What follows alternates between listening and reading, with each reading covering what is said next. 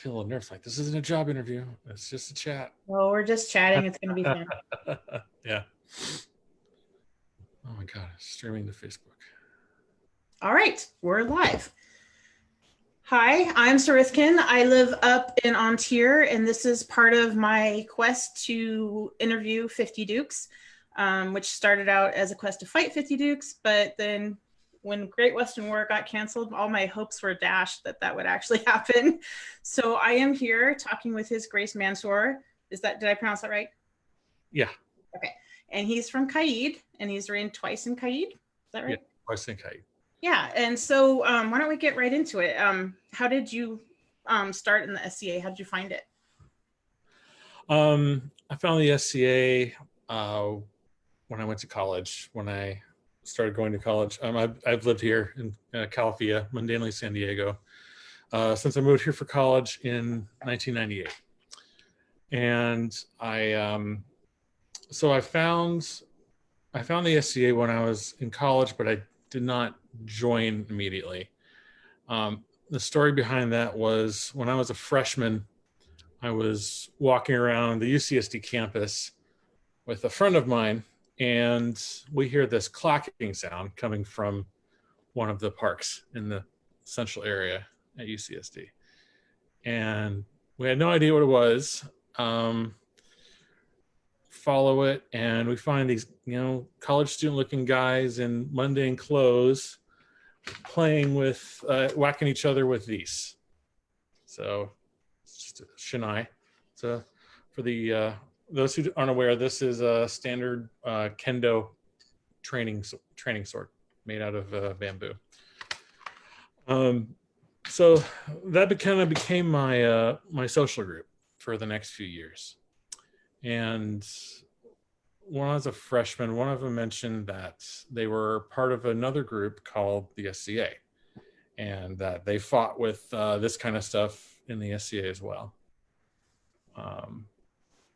But I didn't participate for a couple of years when I was but I would still, every week or a couple times a week, we would get together on library walk, the park area in the middle of campus, and in the middle of the day, and hit each other with these sticks. It was a lot of fun. And one of them mentioned one point, Sharif would probably like fighting in armor. And I was like, what's this armor you speak of? That sounds pretty cool. And he's like, oh yeah, in the SCA, there's this light stuff, but there's also heavies where they get in armor and they use much heavier swords, and they beat on each other with them. And I was like, that sounds great. I want to do that. And then, but that was like my sophomore year. And then later on, I was riding the campus shuttle, and one of our friends that I do this light shinai with gets on the shuttle and gets on another guy gets on behind him, and he is in head to toe full suit of armor and like full plate. And I was like, what the heck? That's what they're fighting with? That's awesome. I need to do that. And the story behind that was that there's a festival every weekend, every summer, I think, at UCSD, where all the student associations come out and set up a booth and to get the new students interested in joining their group, fraternities, all sorts of stuff. And one of them was the College of St. Artemis, which is it's dark now, the SCA chapter at UCSD. So after a few years of fighting, of doing, I was playing around with lights on campus, one of the guys convinced me to come out to the archery practice to try on a suit of armor. I think this was my junior year. So it was early 2001. And I said, sure. And it was, there were a couple of older gentlemen, Torrin and John, who work on campus, who were very active for the college, making swords, shields, helmets, and armor. And the armor was this brigandine coat of plates. And when you think maximum protection, like that was this stuff. Like you could probably get run over by a truck and it wouldn't hurt you. It That's was what I started in too. it it was like, yeah, it was like shoulders like past my knees, brigandine, and it was hot and I hated it. I absolutely hated it. I said, I don't like this. I don't want to fight in this. This is terrible. So a few months later, this was around, I think March or April 2001. And I think Torin called me and said that he had a friend of his who was selling a suit of armor, and asked if I was interested, and gave me a description and pictures of it. And I said, yeah, I'll buy it. And it was $500 for a full suit of armor, helmet, the breastplate, legs, arms, everything. It was like leather and splinted steel arms and legs, and this huge, ugly, boiled leather, wax leather breastplate, hard leather breastplate. But I was just happy that it fit me decently. So, it was a good price for, poor college students. So I went on the layaway payment plan with the guy, and pretty soon I had my own suit of armor, and went out to May Potrero War 2001. That was my first event in armor. That was the second event I'd been to. I went to a tournament like a couple of months before that. And I just had a blast. And I wasn't going to kill anyone with my sword, but I just had fun running people over. It was just super fun. So for the next year and a half, I was in the SCA at that point. I was hooked. I was in. But I didn't have any intention of fighting in tournaments yet at that point. I went to May War. I went to Great Western, September Potrero War, which was like 1,000 degrees. And that was pretty much what I did for the next till towards the end of 2002. I fought lights in tournaments, and I was running lights tournaments as well, but I was only fighting in armor at wars. Can you explain lights tournaments? Because that's not a thing in my kingdom. Oh yeah, well it's just these. So like I mentioned, we use these in lights, right. And it was contact wise, it was closer to rapier. I'm sure my rapier friends might just get disgruntled at me, but it was a light touch. It was just a light directed touch, just tap. It was playing tag, but it was fun, and all my friends were fighting lights. So I did it too, and turned out I was pretty good at it. So I kept doing that. I unfortunately don't have any video or photos to show you, but yeah, it was like super fast, just really light touch. We really tried not to blast each other too hard. And the shinai is two-handed, right? One-handed or two-handed. Okay. Yeah. The sword I have here is a 34. I don't even know why they call it a 34, but I would use this one-handed. I have a 38 as well, which is about 6 inches longer, which is it's more and a half like the minimum length of what we use as a bastard sword. And that one I always use two-handed, but this is primarily one-handed weapon. So would you guys fight single sword then?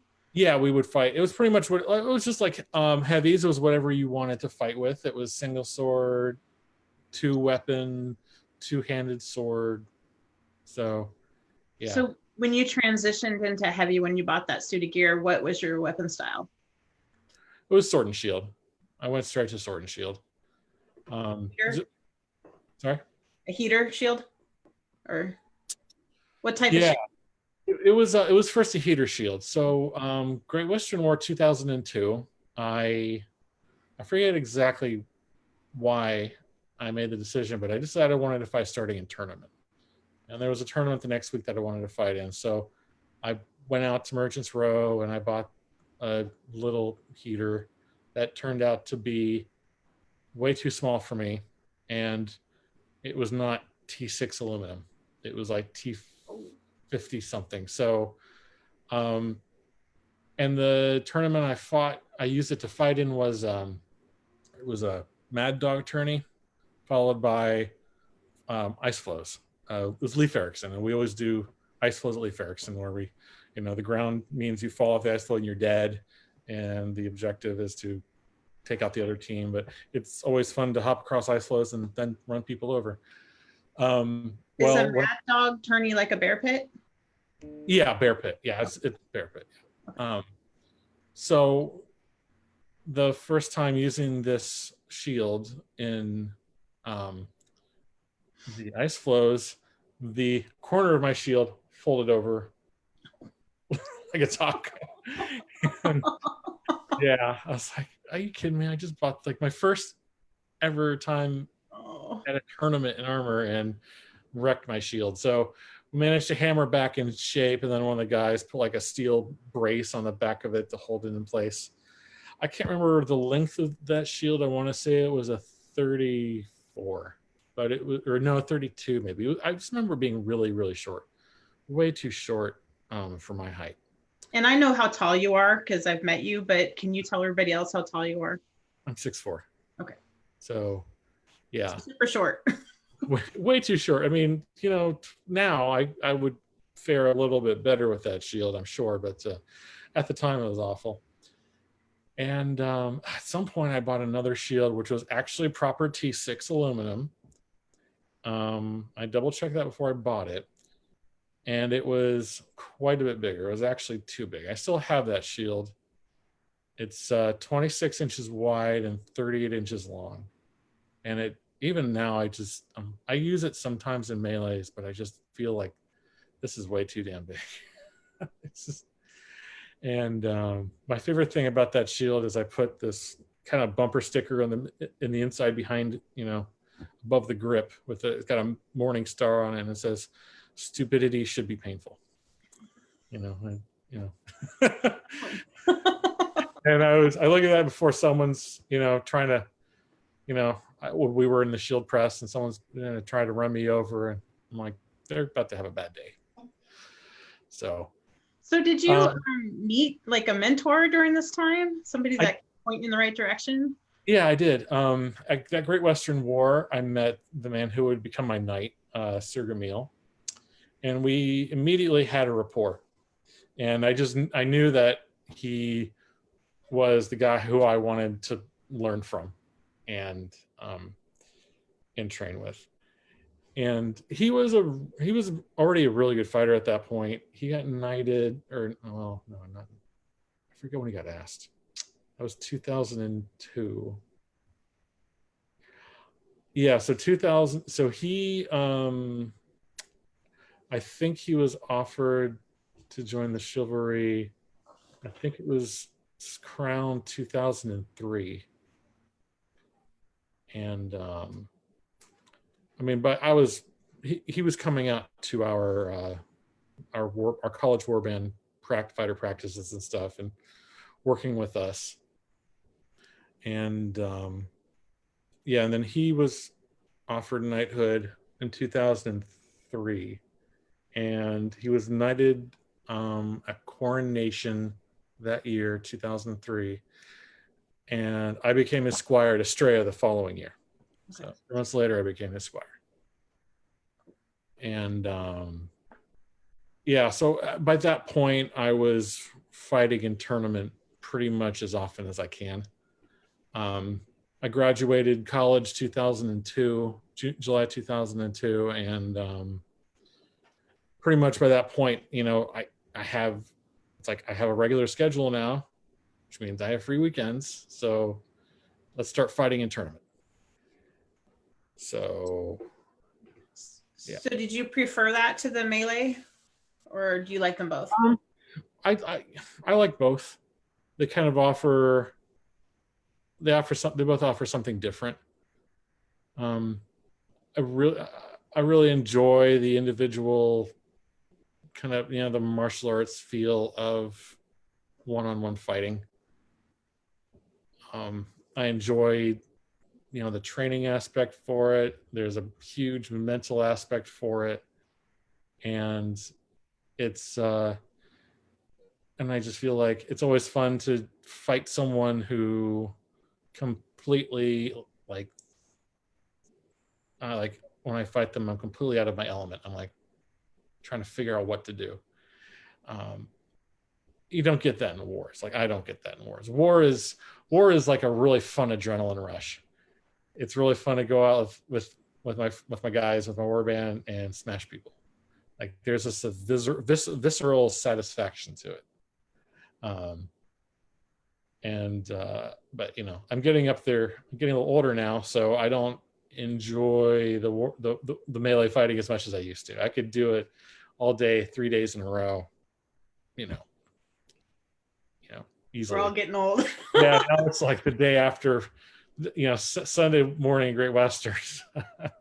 I don't want to get out of bed. So So when you squired and you said Gamil, is that yeah, right? Sir Gamil. Yeah. Okay. Did you know at that time that you wanted to take a path to knighthood? Yeah, I knew that when I actually, well, my first tournament that I ever went to, my first event I went to, I saw these two guys fighting. And apparently, it was the finals of the tournament, and one of them was wearing a white belt. And I said, "Why is that guy wearing a white belt and the other one isn't?"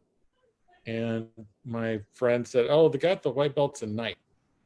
And I was like, "Wow, you guys have knights?" I'm like, "Oh, that's cool." And they're telling me, all about it. And I'm like, "That's awesome." I was like, that's a great ideal to pursue. I really like that idea. So I decided at that point, it's like, yeah, if I'm going to fight and fight regularly, then I want to pursue that. I felt like that was something all tournament fighters should aspire to, or even war fighters. That ideal of of chivalry. I agree. I mean, it's supposed to be chivalric fighting, right? So we should all aspire to that. Uh-huh. Um, how long did it take you to get knighted after you were squired? It took me. Okay, Estrella is March. 20 months. 20 months? 20 months. All right. I was squired. Yeah, I was squired Estrella 2004. Uh, Great Western War 2005. I was offered knighthood, and I got knighted 3 weeks later at Calafia anniversary in down here in San Diego. And that was November. So Okay. yeah, 20 That's months. fast, right? I mean, that's fast for my kingdom. Is it fast for CAID? It's very fast for a CAID. Okay. Um, I mean, I was in the SCA for 4.5 years at that point, but I was only tourney fighting for 3 years. It was only my end of my third season of tourney fighting when I got knighted. So I followed my knight's advice. He said, "Beat every knight you see and keep your mouth shut." I was like, "Yes, sir. That's what I will do." So did you I mean you were already pretty much hooked. Did you you know how people like they travel and they do the things to get seen? Is that what you did for those 20 months? Like was it a concentrated effort? I fought as much as I could. I um, I was fighting. As far as the fighting goes, I was fighting 3 to 5 times a week. Okay. Just to get my. I felt like I should just, like I felt like I'm trying to just build up the muscle memory. So I want to just saturate myself in it. And I was in a position where I could fight as much as I wanted, as often as my body would let me. So I fought a lot. And and then um, I was also active in service. I was on the Queen's Guard, and actually, I did like 3 or 4 in a row. And I was also a local as a I think it was like the marshal or constable. So I was also, and then my knight suggested that I do something arts related. So I love to cook, And I figure if I'm going to do anything art related, it's pretty much the only artistic thing I can do. So I decided, okay, well, I'm going to enter pentathlon and I'm going to make some, crazy Middle Eastern period dish. So it was like this period recipe for like a almond brittle, like a baked almond candy. And it was really, really good. So yeah, let's answer your question. That was pretty much what I was doing. And I was really trying to, as far as travel goes, hit as many tournaments as I could and meet as many people outside of my area as I could and fight as many people as I could. Fighting three to five times a week, it's a lot. And I know that CAID isn't huge land wise, but you guys have gnarly traffic, like horrible. So that must have been a lot of time in traffic for you. Well, yeah. So it was a tournament every Saturday. We would have our Sunday practice, which was a brigade practice once a month. Our Wednesday fighter practice, and our college practice, which was primarily war practice. Sometimes I think the most traffic during the week was when I would meet up with Gamil and we would do a practice. And he lives in Oceanside. Okay. So that was definitely gnarly traffic. And every Saturday was pretty much, getting out of bed at 4:35 a.m. to get to the site to set up, the royals and everything before fighting starts. So right, because you guys don't have very many camping events down there, right? No, we don't, unfortunately. Yeah, most things are day events. We only recently in the last few years had a camping crown event, which was pretty cool. So pretty cool. Yeah. So getting offered that fast, how did you feel? Did I lose you? No, I'm still. Okay, good. All right. For a second there, it looked like your screen was frozen. Like a statue. Did you feel like you were ready? Did you feel like you understood what you're getting into? I thought I did at the time. I thought I did, but yeah, not a whole lot later after that, I realized that it was,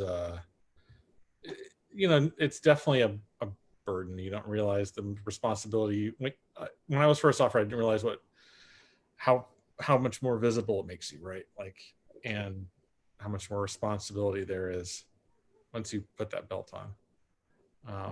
At first, I was on cloud nine, right, for quite a while, and but it's definitely responsibility, and it's definitely a job. I feel it's definitely a job. We definitely have a huge job to do in our kingdom.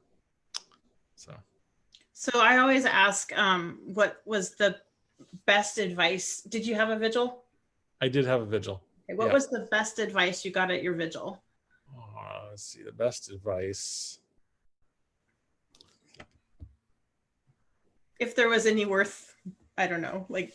No, I'm trying to remember the exact words, and I can't. But I think a couple of good pieces of advice. One of them, the gist was that, like I mentioned, we're highly visible now.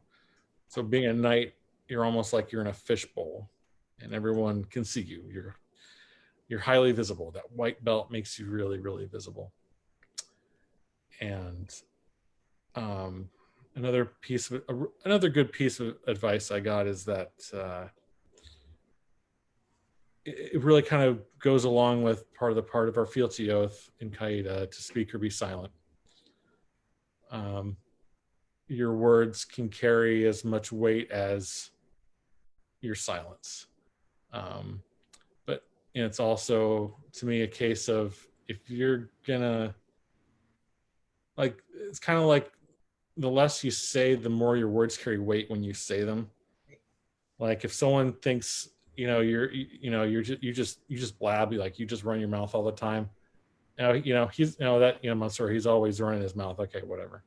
But if you're the kind of person who picks their words carefully, and you only say things when certain things when you mean them, when they're important, then people really take notice. It means a lot more. So I thought that was a good piece of advice. So I of course looked you up on the CAID OP, and it looks to me like you were a Queen's champion a lot. Yes. Okay. Tell me about that. Is that a tournament, or is that like a choice the Queen makes? It's a tournament. It's overall, it's the second largest tournament in CAID. I say second largest because the largest tournament is unbelted. So Queen's Champion is generally the largest tournament that knights can fight in.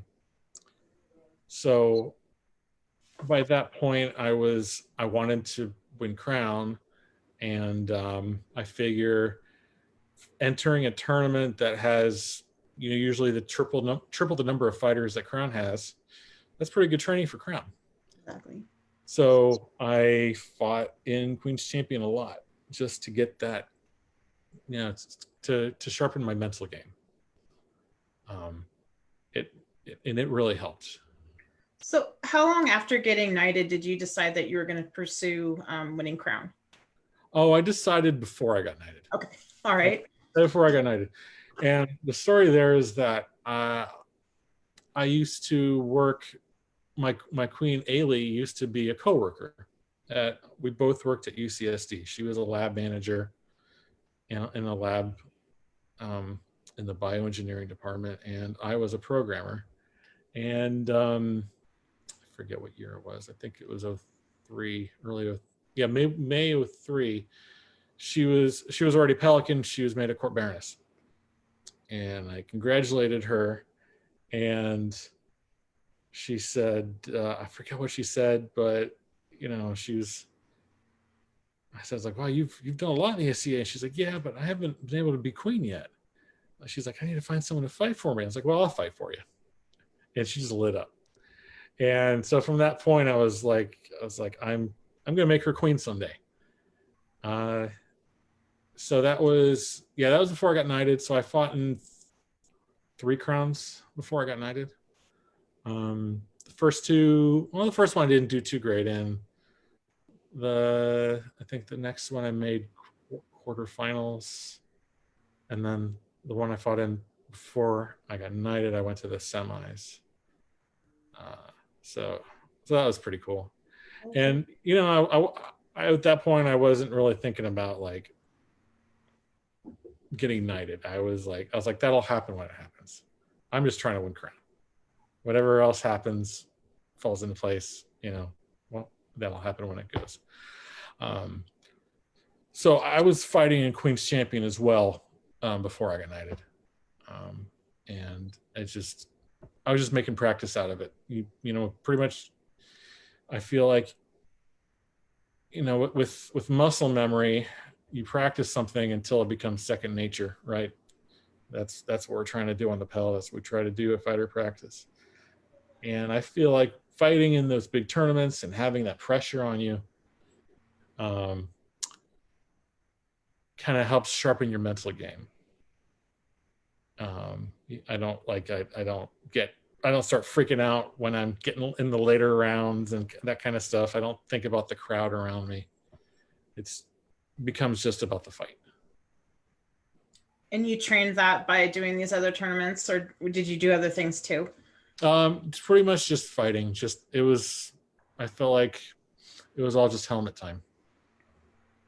That's all it was. There really, I couldn't think of anything else I could do other than that. Just fight more people, get on the field as much as I could. For the mental part? Yeah. I was like, I can't break myself of something unless I got to keep chipping away at it, right? Gotta make yourself do it. Yeah, and I knew I had kind of some blocks there, so let's just keep fighting. In addition to practicing 3 to 5 times a week, what other things did you do for training? Well, that was most of what I did before I got knighted. I think I was still practicing a lot for a few years after I got knighted. And then I think it was 2007, 2008. I had like a year and a half or so, 2 years after I got knighted, that I I almost stopped fighting, not because I didn't want to fight anymore, but I had a very I took a job at the startup that was sucking up a lot of time, and it was a really long commute, and I was just like stressed and tired all the time, so I wasn't fighting much. And then when I left that job and then went to another job, and I had put on a lot of weight by that point. I was well over 300. And by that point, I met a friend of my next job who was into rock climbing, and he sucked me into it. And that really kind of changed my life. And I realized that that was great cross training for fighting. So I decided that in addition to that, I felt like, excuse me, let me drink some water here. I felt like fighting several times a week was no longer something I could really maintain. So I was like, okay, I'm going to try to fight once a week, fight on Wednesdays, which is the big fighter practice. And if there's a tournament, I'll go fight in the tournament. But aside from that, I'm going to get in the gym and do this rock climbing thing. And so that was really great cross training. In addition to that, I was also going to the gym a bit, doing like mostly like hitting the bike, doing interval training on the bike, things like that. I feel like the best types of cross training for fighting, for us, working professionals who we can't work out 9 hours a day, right? Like that's just not possible. So I want the time I use cross training to be the best use of that time. I want it to be the most efficient thing possible. And what we're doing is a very kind of anaerobic sport we do, right? It's a lot of bursts, and then you got a few seconds of rest and then another burst. So I figure, okay, well then the type of the best type of training for that is going to be interval training. So sprints on the bike if you can't run. Rock climbing was actually really good for it because it's you're using a lot of the muscle groups. It requires like a lot of forearm strength, requires a lot of endurance. It requires a lot of leg strength as well. So that wasn't a cardiovascular cross training, but that's a good strength training for it. Personally, I used to be a gym rat in high school, but I hate lifting weights now. I don't want to do it. I want to do other things that make me strong. And rock climbing is really, really fun. There's a problem solving aspect to it. So it keeps me from getting bored while I'm doing it. So that was great cross training. And then before my, excuse me. Fine. So that was like before I won my first crown. That was the kind of stuff I was doing. And did you fall back in love with fighting as you got, I guess, as you found balance in your life? Because I can totally relate to like having a professional job and a long commute, and you just don't want to do anything after. Yeah. Once kind of things got settled down again and less crazy, I got back into it on a regular basis. So. And you won crown for your friend, right? Yeah, I won a crown for Ailey. That was 2012, August 2012. And did you train for that crown like differently than the rock climbing and stuff, or? I just tried to fight more. I just try to get on the field more often, and just like for the 4 or 5 months before crown, that's what I tried to do. I was also working in mountain biking at that point, because once again, I felt like that's a very good interval training type of exercise to do, because there's a lot of like road cycling is road cycling is more like running a marathon, right? It's very constant pace, whereas mountain biking is a lot of, all the terrain gives you different loads to work with, so you got different elevations and different so different intensities as well as different intervals of time. So I feel like it kind of keeps your muscles from getting, you kind of have to, your body's not going to get used to it, right? Like as soon as you get used to a pace, oh, here comes the next hill, and it's a different grade and it's a different length. So it's absolutely exhausting as well. So I was doing a lot of that before I won Crown, and it really helped. It helped. I dropped a ton of weight, and endurance wise, I felt really, really good. So So culturally in CAID, um, is it not like in Ontario, everyone fights Crown? It's just like it's sort of culturally what we do. So our lists are super huge. But you were saying that Queen's Champion is always bigger than Crown. So culturally, do people only enter? I don't know, like, and I don't want to say if they intend to win, because I think anybody in Ontario, if they won, they would, they intend to reign. But you know what I'm asking? Like culturally, like what is the? yeah, culturally, um, you're right. Culturally, not everyone fights in Crown. One more time. And I feel like it's very ingrained early in a fighter's career that you should only win Crown if you intend to win, and then the fighter really starts thinking like, gosh, what if I do win? And I kind of feel like it's almost like a self-fulfilling thing, right? Because there's 25, a fighter sees that there's less than 20 people in the list, like a young fighter. Maybe he's a really good young fighter, so he might have a chance of winning.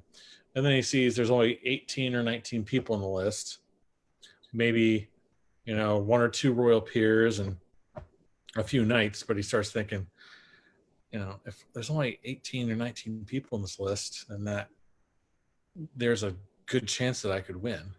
And then he says, I don't know if I want to fight in that. Right. And so it kind of becomes like this self-fulfilling cycle where a lot of fighters think that way. So no one enters Crown unless they're, dead serious, hell-bent on winning, and are of the mindset that that they can do it, that they will do it, that they want to do it. So, and having Queen's Champion as a big tournament as well, I feel, well, I think it pulls away from that a little bit, because people say, oh, well, there's this big, it's a big tournament. It happens every 2 years, or twice a year. Yeah. Twice a year. And you get to carry a sword and wear a cool tabard, and you get to stand behind the queen or stand with the queen. And that's cool. So I'm just fascinated with it by like an inter-kingdom anthropology sort of way. Like it's interesting, different kingdoms, what they place emphasis on, Yeah, we just have this thing where, we're like, I tell my squires, if you want enter Crown, fine. You know what you're in for. I just feel like it's we scare them a little too much in regards to how much work it is. It is a lot of work and it's exhausting, but you're going to have help. There's going to be people around you helping you. So what was your favorite part of reigning? My favorite part of reigning was giving people AOAs. That was great. It's great to give people their first award and to see their faces light up. In general, giving awards was the most fun thing to do. I remember we made a lot of peers, and every single one was memorable in some way. and um, it was really cool to see, people who really worked hard at their craft or served a lot um, during their career to see them, you know, attain that peerage. And there was always some emotion. Some would cry, some were excited, but it's always great to be a part of that experience. Yeah. So, and Okay. sorry, the other thing was that it was awesome to make the first MODs. Oh, were you raining during that time? Yeah, we made the premieres in CAID, That's super and cool. that was awesome. So What a great opportunity. yeah, we were thrilled that it happened during our reign. So what were you surprised by most when you reigned? Oh, what was I surprised by the most? That's a good question. Did you ask Saverick that question? I don't know. I'd like to rotate them so that they aren't all the same. Oh, that's good. No, that's good. What was I surprised by the most? Well, I was, like I said, it's exhausting, but you don't realize how much people really try to help and how much work goes into it kind of in the background until you're on the throne and you have people working for you, and see how much effort everyone puts into it. Everyone on our court was working their butt off. And it wouldn't come together without good people. But not just that, but they're good people that there have been crowns in every kingdom who use people and discard them, like they're just use them up, right? They just get burned out. So you have to find good people, and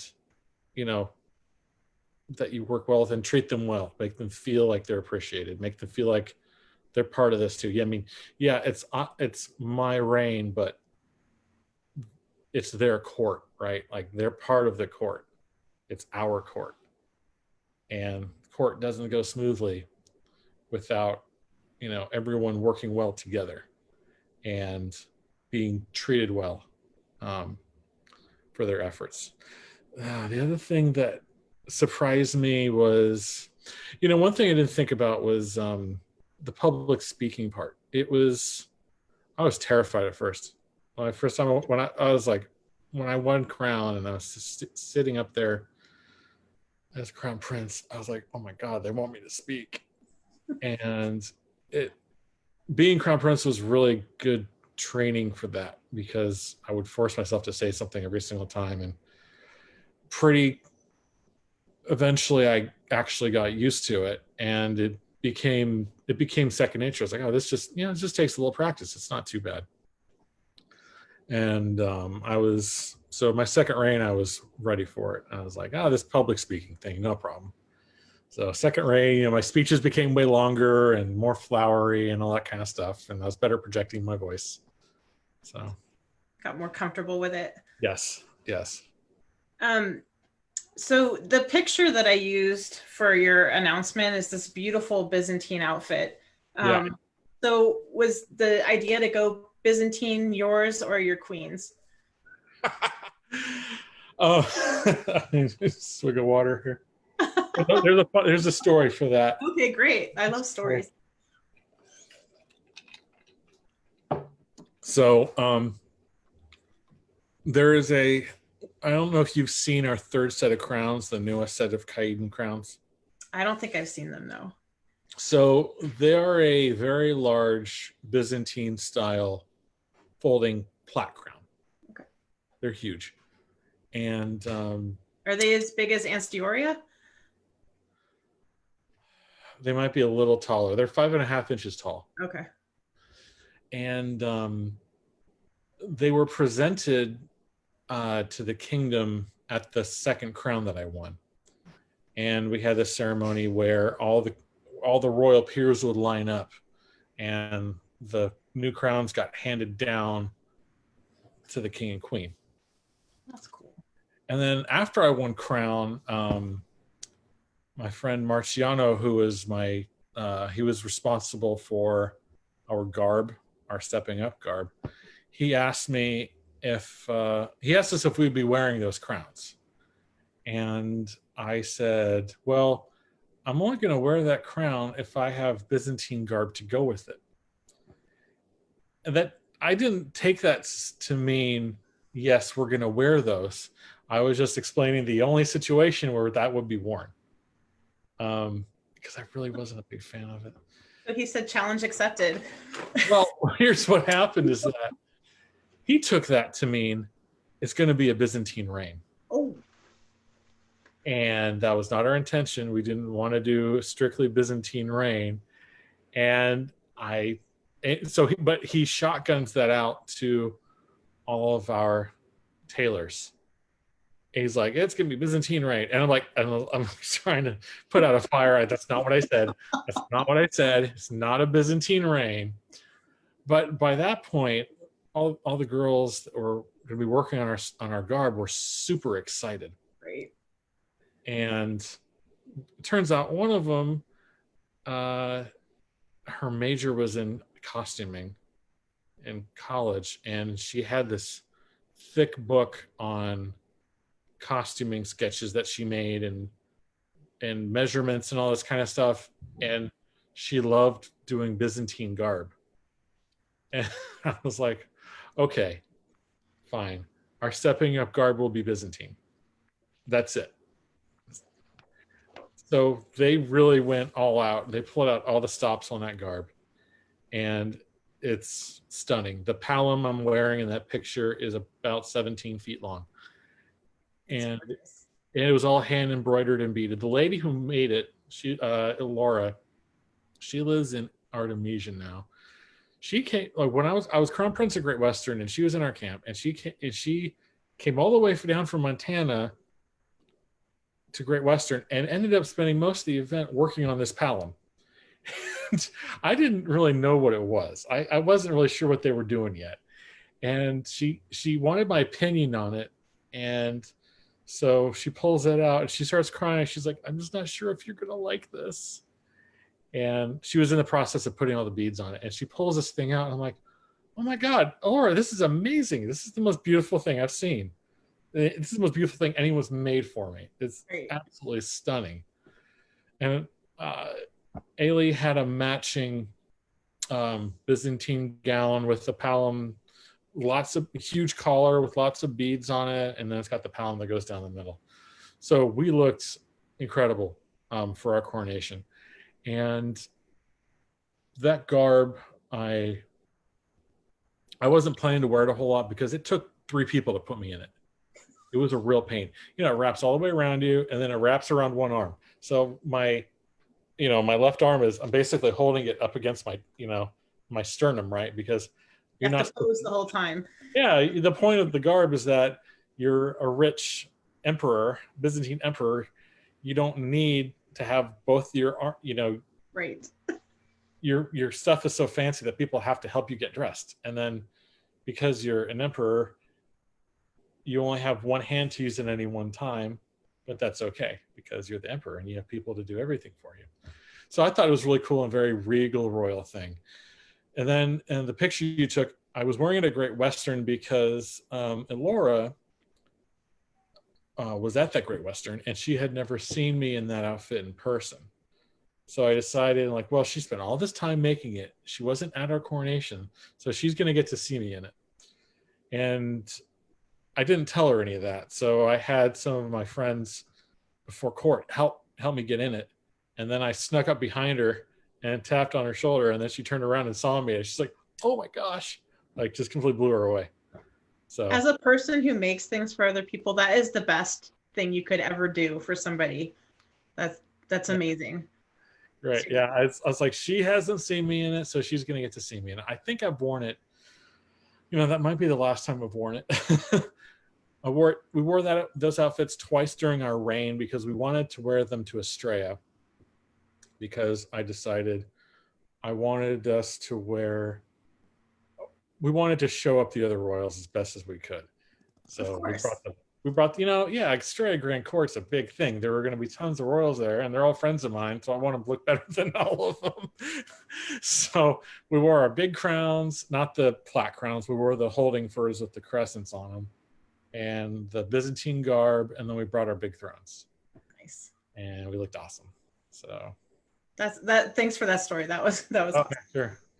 So I think we probably need to transition to your killing tools and your shield, because you're going to show me your shield too. Yeah, sure. So sword first or shield? Let's do sword first. Okay. This is my sword. This is this is not brand new. This has got use. Plastic hilts because I like the weight in the blade. I like strapping tape. I used to use hose clamps and they always break and they always loosen up, so strapping tape is way better. I use a 36-inch long sword because I like that I get 3 out of a stick for tan. I also I feel like it's a good length. I've used 37s and 38s in the past, and I felt like past 36, there's kind of some diminishing returns. I can feel it feels like there's a lot more weight, like a lot more momentum. It's harder to get it going. And I really wasn't getting a whole lot more range out of it. And my arms are long enough as it is. So I feel like 36 is fine. So do you spiral wrap it under your tape there? Yeah, it's spiral wrapped the glass fiber strapping tape. And then just, whatever. The colors usually change. Sorry. I was just going to ask, is that hockey tape up on your grip, or is that grip tape? It's, I forget what kind of tape this is. Yeah, it's grip tape. It's just simple grip tape. Cool. And as you notice, no trigger. I use a lanyard. I do not like triggers at all. Okay. And I wear like a mechanic's glove or something like that on my hand. I used to try to fight barehanded, and I always get really bad flappers on my like my blisters just tear off. As far as the grip goes, I like flattening down the grip a lot. My hands are big, but I have kind of my natural grip it's hard to see, but it's a very narrow grip. My hand wants to sit like this. So I feel like a good resting grip is a fairly narrow grip. But also having the sides of the grip of the handle flat always tells me where the blades are. So, and the reason I don't like triggers is because I don't want these 2 fingers to be fixed in place. I'm always changing my grip on the sword. Every shot has a different grip. I'll use my hand will open and close in different ways depending on where my sword is. Sometimes I will even, like, if my normal grip is here, sometimes, like, if I'm going to be like throwing a lot of wraps, like really high wraps, I'm trying to get as much range as possible, I will actually, while I'm fighting, I'll shift my hand all the way back here and I'll just hold the sword like that. It gives me another couple of extra inches. That's a very rare case, but it's nice to have that ability. So like when I'm throwing a lot of shots, this is actually how my hand is looking in my sword. Especially like wrap shots, my hand's coming out like this, and then I squeeze at the end of the wrap shot. Also kind of the same thing on like offsides. I'm squeezing my hand like that. So, but from the bottom up. Yeah, and I want these two more often than not. My grip looks like this, than like that, or like this. I don't use this very often. This is mostly when I'm doing weird spinny stuff, but that's mostly just horsing around. So cool. Do you have a thrusting tip? I do not fight in tournament with a thrusting tip. So and the reason for that is when I was an unbelt, I borrowed a sword that had a thrusting tip on it. And I found myself, at some point I was fighting someone, and I found myself doing the sewing machine thing. And I was really mad at myself afterwards because in my opinion, the blade work is what's going to carry me to the later rounds of a fight. And I see the thrusting tip as a crutch for up to a certain tier of fighter. Like I feel like when a fighters start, like I tell my squires, you're not take that thrusting tip off your sword because it's a crutch, because it's easy to get a killing blow with it. So they will just rely on it just to get that kill. Well, they're not actually learning anything from it. And then pretty soon they're going to run into somebody who just shuts it down and they can't do anything. So I decided that, well, this I didn't. So like I said, I was really unhappy with what I was doing in that tournament with this sword. So I ripped it off the sword, and I was like, I'm not going to use a thrusting tip until I perfect my blade work. And then I told a friend that, and they're like, well, what does that mean when you perfect your sword work, your blade work? I was like, well, probably not till sometime after I'm a Duke. I just feel like, until I win crown a couple of times, until I'm able to compete at that elite level, I don't feel like my blade work is really perfected. Maybe I'm just a perfectionist. But now I don't put one on just out of habit. I've thought about it, and I just don't end up doing it. I use one for wars. Absolutely. For war, I use a 33 or 34-inch sword with a thrusting tip on it. But for tournaments, I haven't switched to one yet. Yeah, my knight did the same thing to me. I wasn't allowed to have a thrusting tip until after I got knighted. And it actually was like a good 5 years after I got knighted until I put one on. So let's look at your shield. Yeah, so my shield is, so the story behind my shield's grip. So I use a teardrop, and the reason I use a teardrop was just because that's what my knight used, and I was trying to figure out different shield designs. And I borrowed a teardrop from then Sir Drogo, and then I kicked his butt with it, and he said that was a bad idea. So I started using teardrops, and then I got one from Gamil, and decided it was just the perfect size, the perfect proportions for me. Trying to take ugly old worn out hockey plate. Okay, so ready to go. So there's a period Persian grip called a chain grip, and it was most commonly used on the dished center mount rounds, and it's literally just like a chain. Like you hold it with your hand kind of like this, right? And these are a little far apart because I modified it. I'll explain a bit, but like the idea is like you squeeze your hand, and that squeezing with your hand creates tension, right? And that holds your shield in place. And I wanted to horse around with that because it's just something that no one does. But in practice, it doesn't work very well. And the reason it doesn't work very well is because, a chain is a lot harder than, your soft, squishy hand.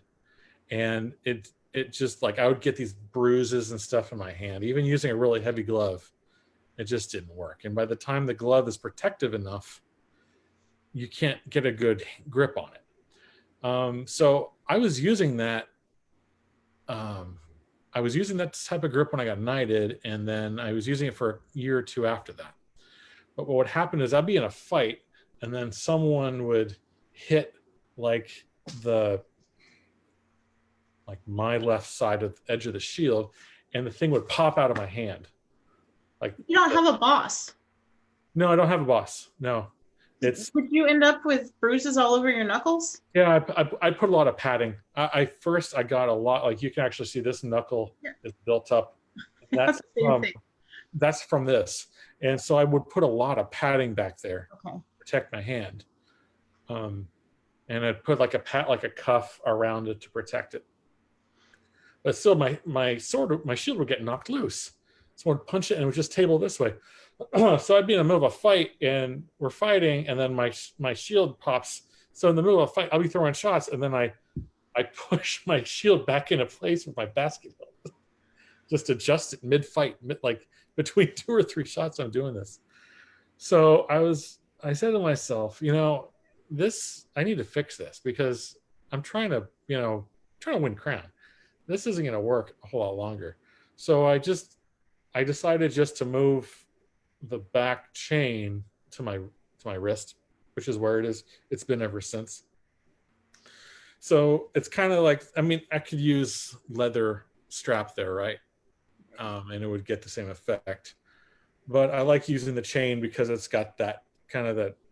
It's still somewhat historic, and so I feel like that's a pretty unique thing. And the nice thing about how I have this grip set up is that it's kind of a hybrid between a center mount and a side mount, because when I'm fighting a right-handed fighter, oh, by the way, people, I'm left-handed, if you don't know. Yeah, we didn't go over that, We but did not yes. go over that, but I'm left-handed. I'm 6'4" and left-handed.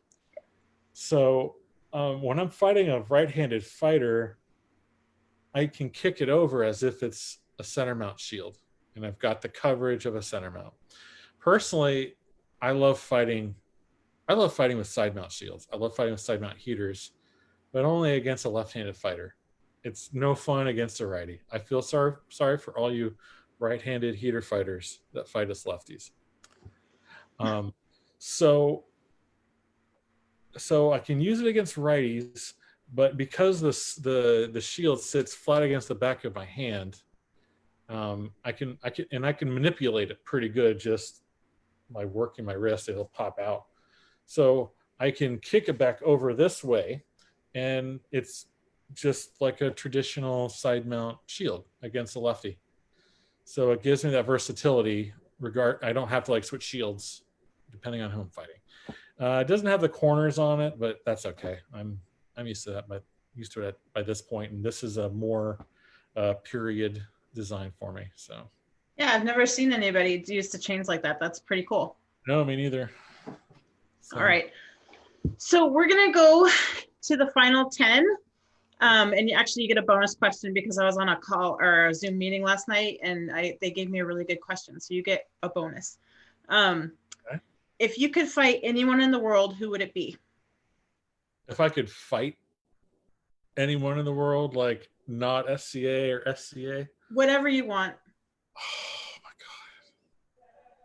God. Who would I fight? Oh, that's a really good question.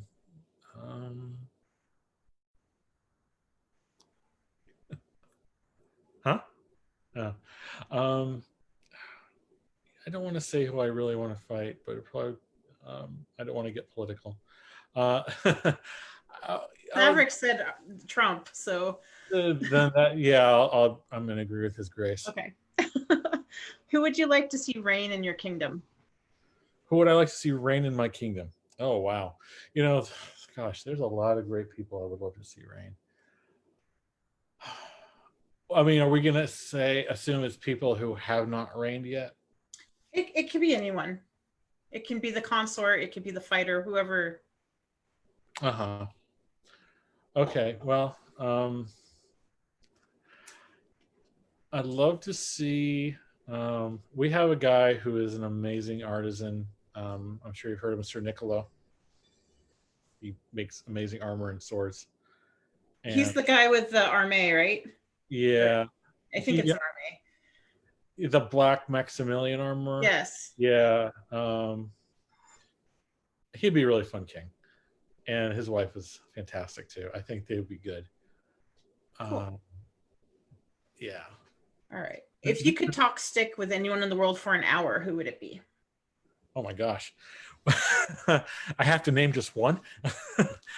Probably Duke Alanon. I've only really ever gotten the chance to talk to him about fighting for like a few minutes at a time. I can't say Sean because I've talked fighting with Sean for hours. I know Sean's watching. Hi, Sean. So I would have to pick Alanon. He's someone who has like a wealth of knowledge who I would just love to talk about fighting more with. So I get to talk to him. If you have any questions you want me to ask him, you should send them my way. Oh, okay. I will. Yeah. I do. What is your favorite medieval-esque or period movie? Knight's Tale.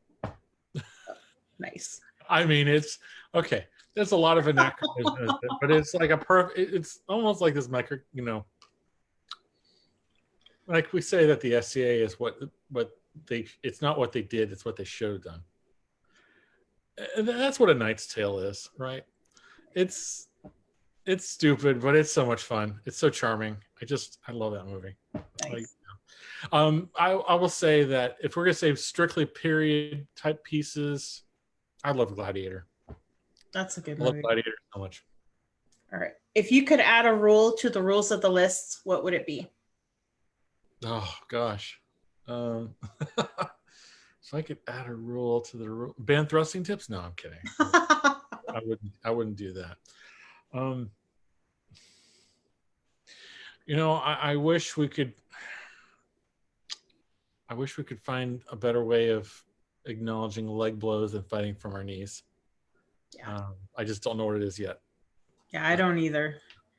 What is your favorite tournament format?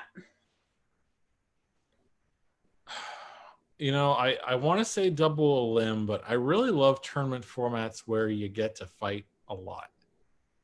Um, I mean, double limb is exciting because you kind of have a little bit of that pressure, like right, like you're first when you go to a tournament clean, you're like, oh, okay, well, I'm clean, I'm good. I can afford some mistakes, and then you lose your first fight, and then you're like, oh, things are getting real now. I have to fight perfectly from now on. But I really enjoy, I really enjoy the formats at Sport of Kings where you get to fight random people, like 10 random fights, and then you move on to the tournament after that because you have to maintain that consistency for 10 fights if just to get past the first part. So that was exhausting and very challenging both physically and mentally. Okay. What's your favorite event? Oh, Crown Tourney. Well, Crown Tourney and Sport of Kings. Those are my two. I love both events, but overall, Crown's the best. Okay. If you could have any helmet, regardless of cost, what kind would it be? Oh, that's easy. I'd throw a bunch of money at Vren and Ugo and tell them to go crazy. That's a bucket list item. I want them to make me a helmet. They are a good team. Oh my gosh. Okay. It's Saturday morning at Estrella, and several people want to talk to you about last night. What did you do?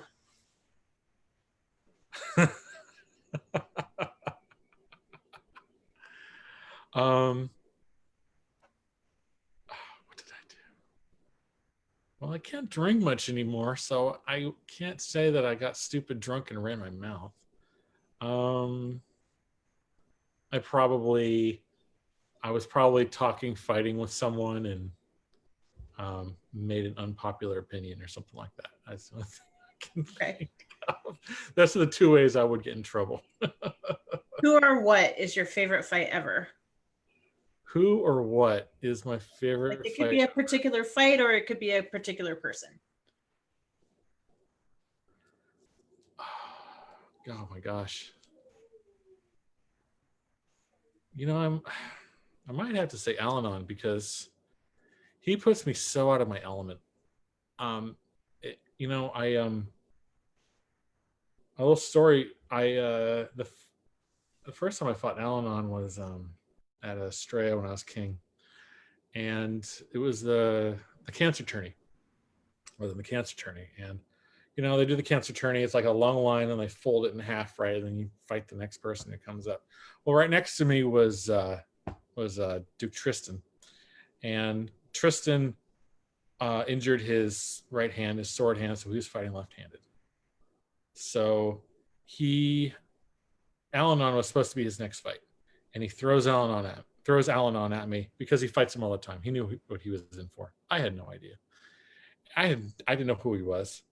I was like a 6.5 foot tall knight. Wow. Okay, this will be interesting.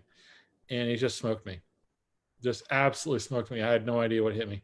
It was so fast, and it just rattled me. Absolutely rattled me. And then I lost my next fight. So King at the cancer tourney went out in 2 rounds. Thanks, Al-Anon.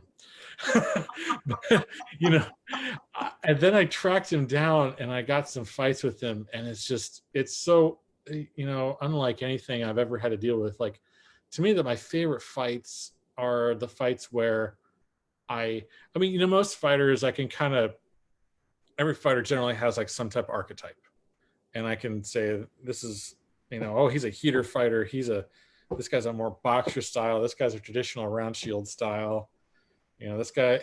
But for the most part, there's a category for every person. I don't know what the heck Al-Anon fits into. I can't get into his range. I can't back away from him. He's faster than me. And it really, the best, my favorite fights now are the ones where I really have to think outside the box and I have to come up with new stuff. And he is that kind of fight.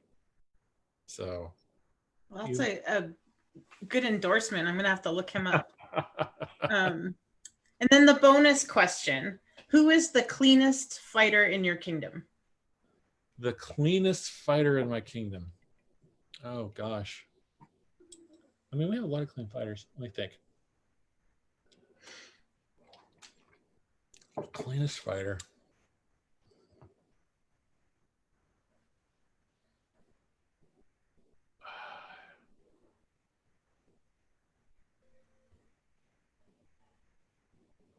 It's a good problem to have if there's too many for you to pick. No, I'm trying to think. We have a great pool of very clean, honorable fighters. Well, some of the names that come to mind as being very, very clean are a Thanric. Count of Thanric is very clean. I mean, it's just dang hard to hit him anyway. Count Adam McAndrew, very clean. Sir Liam, Moore McGregor, very clean. Yeah, I think those are my choices. All right. Yeah. Cool. Well, thank you so much for talking with me. It was super interesting. I enjoyed it. And my next interview is tomorrow with Duke James Graham, who is the oldest, or I guess the most senior Duke who is still fighting, which should be very interesting. He also has an incredible line of Dukes underneath him. Yeah, I'm one of them. Are you? Yeah. I did a lineage project and I traced how far back I went, and he is in my lineage. He knighted Paul. Was it Paul? I can't remember. I have to look it up. But yeah, he is in my lineage. I know that for sure. Everybody leads back to James, it seems. Just about. Yeah. Anyway, I really, really appreciate your time. Thank you so much. Well, thank you, Rifkin. I had a great time. Great. Thanks. Bye, everyone. Bye.